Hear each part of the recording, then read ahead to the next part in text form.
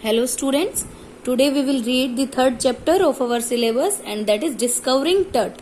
The Saga Continues written by A.R. Williams. ठीक है, अब देखिए बेटा ये जो चैप्टर है ये नाम से ही थोड़ा सा सस्पेंसिव, ठीक है, थोड़ा मिस्टीरियस हमें डिस्क्राइब होता है. डिस्कवरिंग टट, टट को ढूंढना, ठीक है.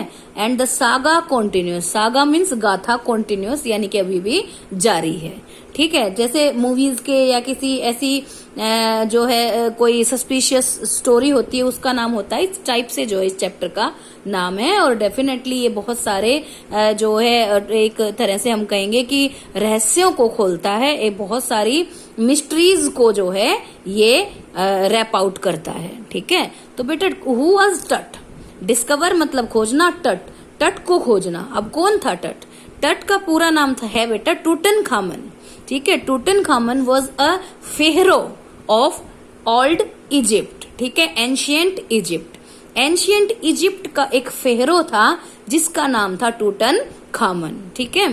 तो उसको यहाँ पर शॉर्ट करके टट कर दिया गया है, ठीक है बेटा. देखिए अब फेरो क्या होता है, आप सबने पहले कभी पढ़ा सुना होगा मम्मी. मम्मी हम देखते हैं ना, वो जो एक बॉडी के ऊपर बहुत सारी वो बैंडेजेस रैप कर दी जाती हैं और वो जो पट्टियों से घिरा हुआ जो एक शरीर होता है उसको हम मम्मी कहते हैं, ठीक है. तो ये जो टूटनखामन जो था इसकी मम्मी के बारे में हम इस चैप्टर में पढ़ेंगे, ठीक है. अब ये जो चैप्टर है मतलब बहुत सारी 600 से ज्यादा मम्मीज जो थी वो निकाल ली गई हैं अब तक. तो ये टट की मम्मी में ऐसी क्या खास बात थी जिसको कि एक चैप्टर के रूप में हमें दे दिया गया, ठीक है. तो देखो बेटा वैसे तो ये माना जाता था कि भाई जो भी मम्मी को खोदेगा वो बहुत जल्द मर जाएगा, उसके साथ कुछ गलत हो जाएगा. ऐसे अनेकों अनेक रहस्य जो है वो फैलाए गए थे. बहुत सारी जो थी एक ये मतलब वो एक कहेंगे रूमर्स फैलाए गए थे, अफवाहें फैलाई गई थी कि ऐसा होगा, ठीक है. तो अब जो है ये सब चीजें इसीलिए थी क्योंकि इनकी मम्मी सुरक्षित रह सके. अब ये होता क्यों था बेटा कि मिस्र के अंदर एक प्रथा थी कि फेरो, फेरो मीन्स वहां का राजा, ठीक है, जो वहां का राजवंश, वहां की डायनेस्टी थी, वो जो है वे पिरामिड बनवाते थे, यानी कि बहुत बड़े बड़े मकबरे बनवाते थे. Because they believed in life after life and rebirth, ठीक है, जीवन के बाद जीवन और पुनर्जन्म में भी विश्वास वो लोग करते थे. उनको लगता था कि एक समय जो है अगर इनकी फेरो के बॉडी को सुरक्षित रखा जाएगा तो यह दोबारा जन्म लेंगे. और इसीलिए जो है वो क्या बन जाती थी, मम्मी, ठीक है. उनको मम्मी बना दिया जाता था.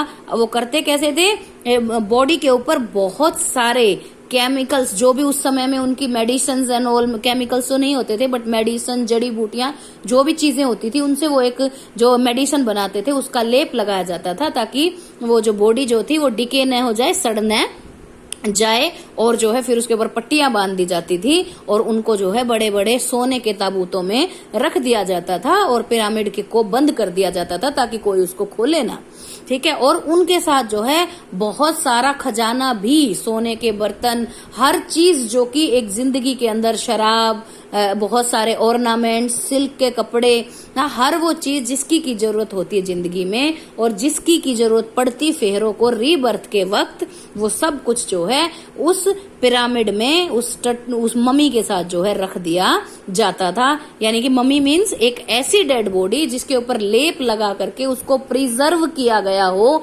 दैट इज कॉल्ड मम्मी, ठीक है. तो अब टट की मम्मी को बेटा 1922 में जही जो एक ब्रिटिश आर्कियोलॉजिस्ट थे हावर्ड कार्टर, उन्होंने जो है ढूंढा था इस मम्मी को. कब? 1922 में.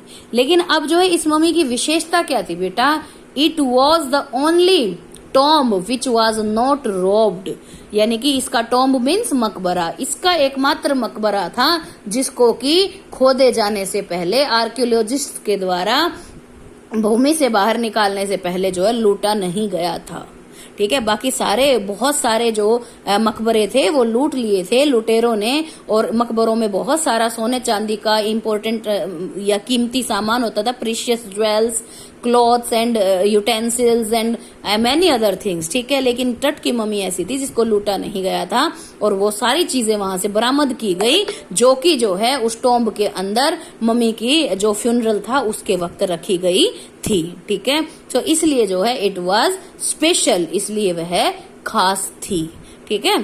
तो अब हम चैप्टर को पढ़ेंगे।